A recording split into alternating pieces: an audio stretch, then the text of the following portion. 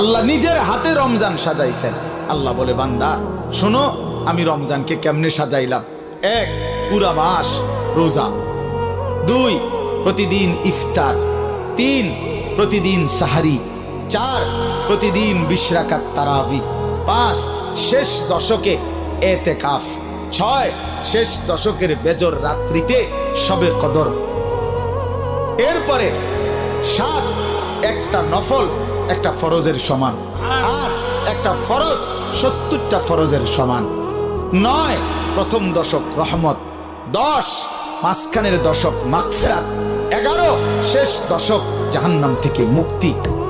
আল্লাহ বলেন, জান্নাতের দরজা খুলে দিলাম, জাহান্নামের দরজা বন্ধ করে দিলাম, সমস্ত শয়তানগুলোকে শেকলে বন্দী করে দিলাম, চারিদিক দিয়া গোলাইয়া সব গুছাইয়া বান্দা রাস্তা কেবল একটাই খোলা, দরজা কেবল একটাই খোলা।